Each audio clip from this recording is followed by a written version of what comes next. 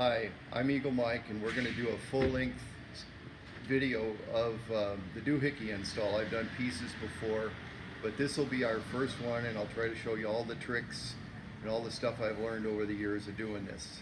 So, and if you don't know what it is, it's the balancer adjustment lever for the KLR 650. Kawasaki has made 3 different versions of the lever, and none of them work correctly. The most recent one is less likely to fail but doesn't adjust properly. So we'll talk about that a little bit, and I'll show you how the system works as we get in here. You're going to need a couple of special tools.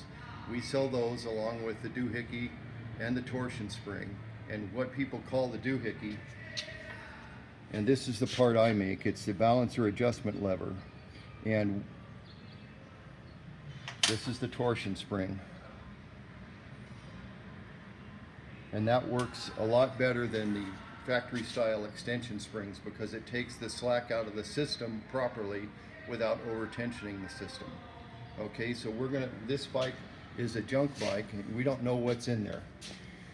This bike, we've already taken the skid plate off. You have to do that. You have to drain the oil, or it's best if you drain the oil. You have to take the skid plate off, and you take off the shift lever as well. And there's a couple of ways to take off the shift lever. You can use a 10mm box wrench, that's kind of slow, or you can use a 10mm ratcheting box wrench, or you can use a 10mm socket and a little cool ratchet like this, and it's reversible. All you have to do is turn the handle, and that'll actually fit in there once you get this off. So the next thing we have to do in this particular instance is take off the counter shaft cover. We're going to use a 10mm socket.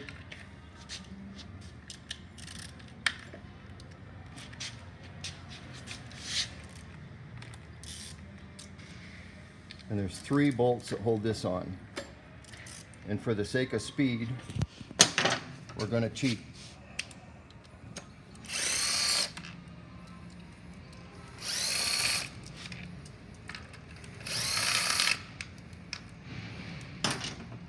Okay, so we can take this off, lay it aside. Next thing we're going to do is pull the neutral wire off the stud of the neutral switch in the case. Just pull it straight out.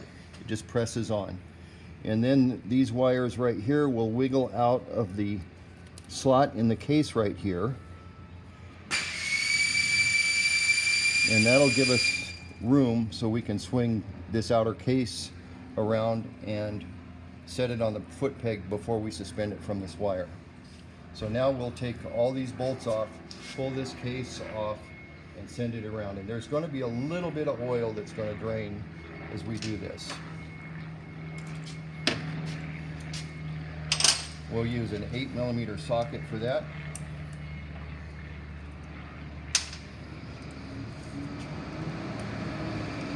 And again, we're going to cheat for the sake of speed.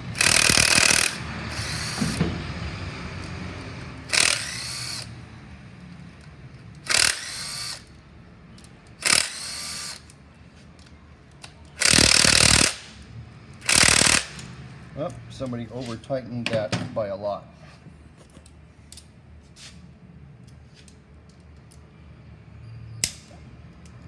These don't have to be that tight.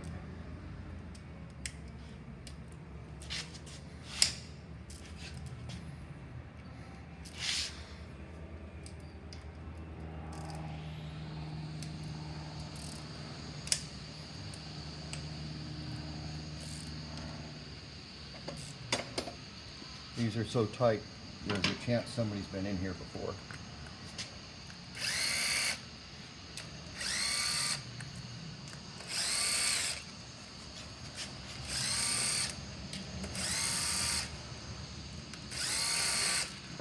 Okay.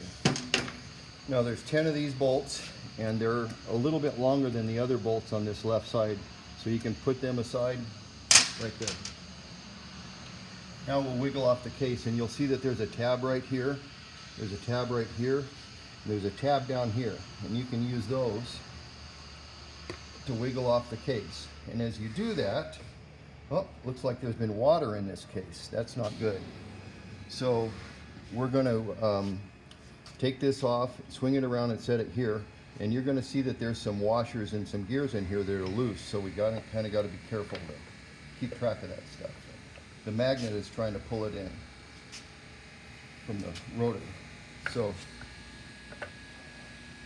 there's our left side outer case, and these gears go from the starter down to the gear here, and that's what starts your engine. So we're going to set this stuff aside.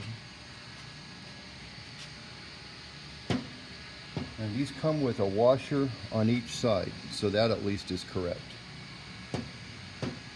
And this gear set does not have the pin fixed to it. So it has the washer on this side, has the washer on this side, and it has two bearings inside there. And this pin you can pull out and set aside. A lot of times these gears will stay in here. This engine, the starter's been removed already because it's a clunker bike, it's a junk engine. So after that, we're going to suspend this case out of the way with a piece of electrical wire. Bungee cord works fine. So what we want to do is just get it up enough that it's out of the way. We can use a foot peg as a lever. So that's okay, Bobby.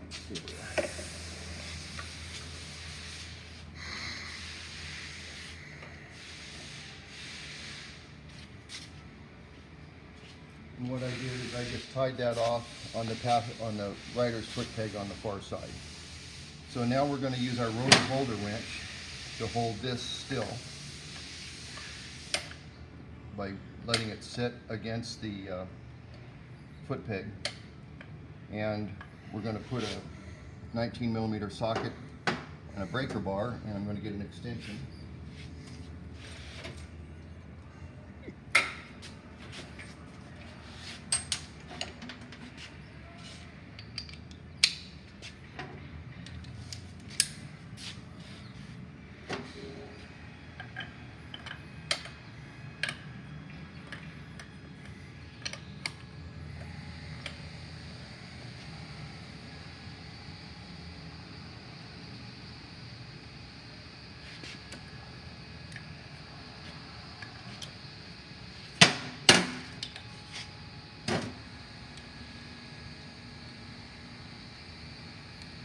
Once in a while, after we pull this rotor bolt, the rotor will come right off, but that's rare. Sometimes they're really stuck too. And once in a great while, these threads will strip, and then you got to use the super puller that I designed to pull this. So let's get a little grease on the puller here.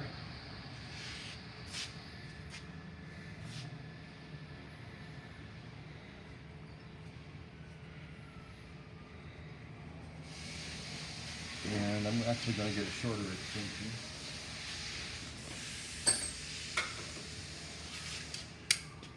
And we'll use our breaker bar again. Don't ever use a torque wrench as a breaker bar.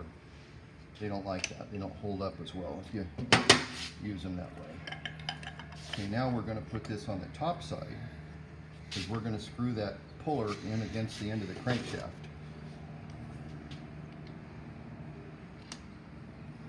And I like to let gravity do the work, so I'm always pushing down when we can on this stuff that can be tight. Okay, that didn't take much, so that's good.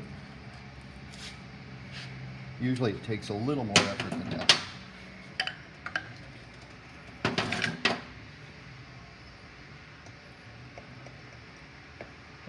Especially when it's hot, I like to use this as a handle. Sit it down. And you're done with the puller. Now we've got the key, and this can be anywhere around here depending on what the engine orientation is. Let's take the key out and we'll let it sit against the magnet. That way we don't lose it. Now this washer, got to keep track of that. That's in the right place. This looks good. There's no damage there. There's no damage on the back side. Sometimes we see damage here. I like to set this, I just set it here. And then there's two washers. On some very early bikes, there's only one washer. but these two washers need to be in there. And just as a point of interest, if you zoom in right here, these are your timing marks. So if your balancer chain ever gets out of time, there's a mark here, and there's a mark 180 degrees out on the bottom. They're hard to see, but that's the marks you're going to use to time your balancer chain. So now we can see our doohickey. This is our factory doohickey, and I'll wipe the goo out of there so we can see a little better. And you can see it hasn't been adjusting because it would be farther rotated this way, and that's because the spring is missing, and the spring is broken in this one and it's gone somewhere. So this is the second version of the doohickey that Kawasaki made. And they made this version from 1990 to 2007. Okay. So now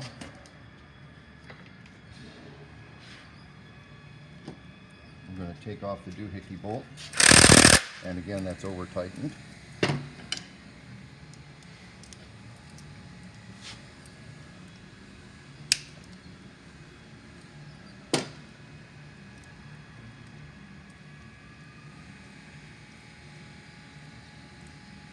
And this has the washer. If your bike came without a washer, we have a washer for you in the kit, and you'll want to put that in when you put in the new doohickey. If your bike doesn't have one. If your bike has one, use the original washer. Okay, here's the factory doohickey. Now one thing you can see how, I'll try to hold this still, and you can see how much play there is. These typically came with a lot of play, and then what happens is they start to spread and crack across the corners. The most common failure is across this corner and this corner, but they can crack completely off, or the weld here can fail completely, and a lot of times I've seen this part damaged also. And you know, it's never good when this stuff starts floating around in the crankcases. So now we'll take off these other bolts, and this upper bolt is a little bit different. It's shorter than all the rest. It's a 20 millimeter long bolt, and all the rest are 25s. And the outer bolts are 30s. And that's the length, by the way, that we're talking about.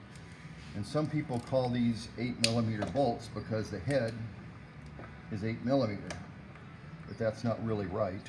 They're 6 millimeter bolts because that's the size of the thread.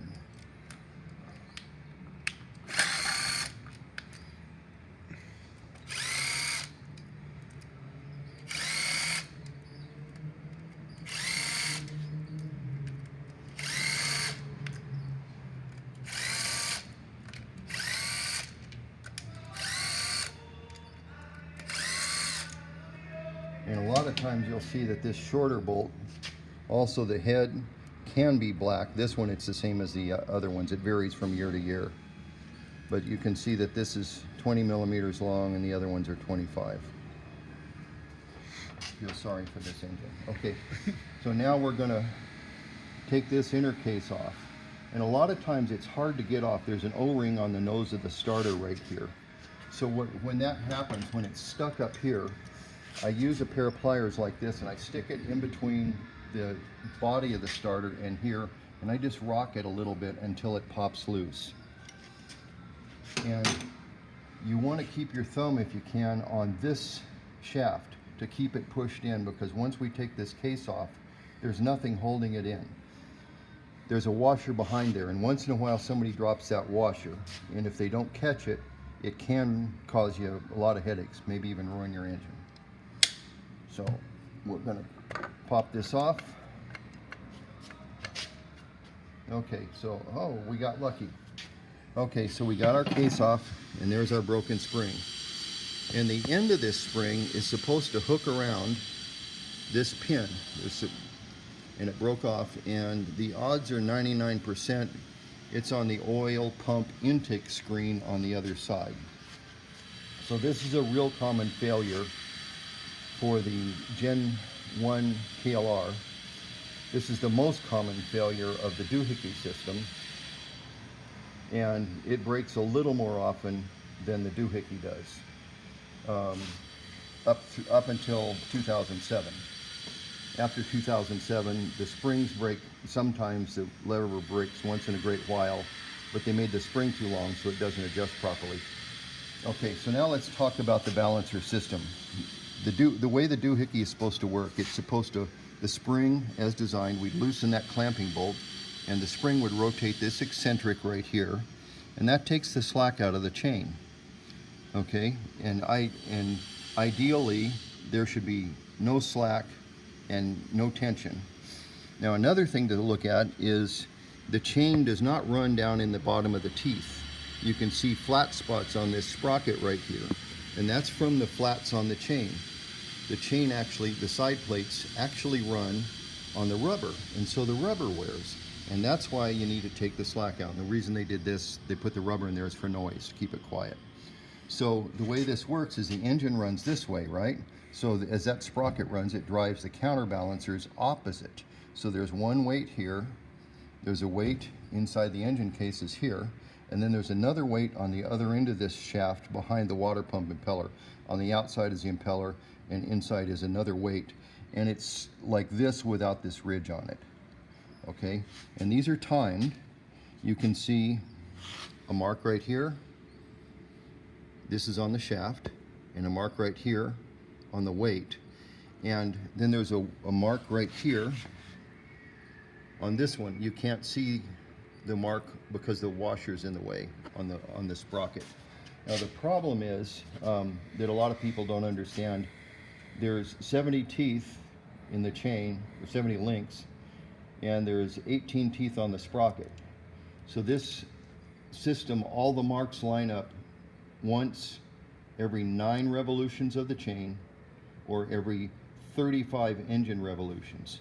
So if you rotate this around a couple times and it doesn't line up, don't worry about it. If you rotate it 37 times and it doesn't line up, your marks are off. Okay, and we'll do another video on how to line up all the marks on your balancer chain.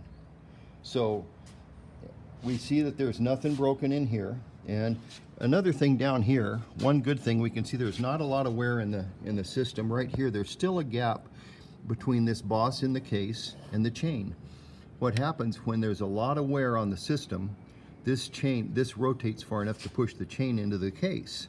So we know that the balancer system in this particular engine isn't too badly worn, and that's very common. You don't have to worry about the filter is going to catch the aluminum, and once you tension the system properly, the wear stops.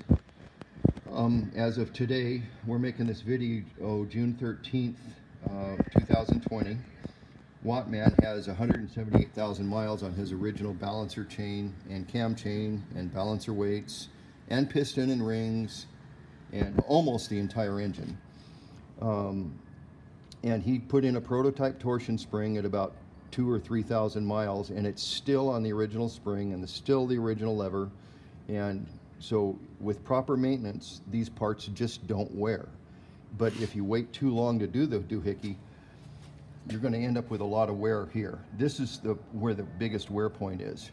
Once in a while somebody does something silly and puts in a bolt somewhere that rubs on the chain or does something else that will ruin the chain. And if you wait too long to do the Doohickey, you can end up with so much wear that this will be digging way into the cases here.